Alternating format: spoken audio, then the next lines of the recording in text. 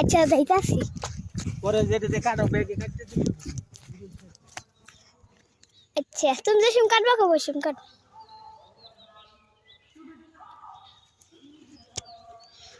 এত দূরে কে কাছে সরো চালু করো করছি তো চালু কুসুম দিরা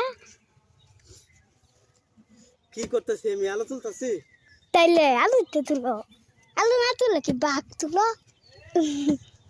তোমার কথা উঠবে তাহলে কেমনে হবে আমার কথা তো আমি তো কইতাছি উঠতো না বাড়ি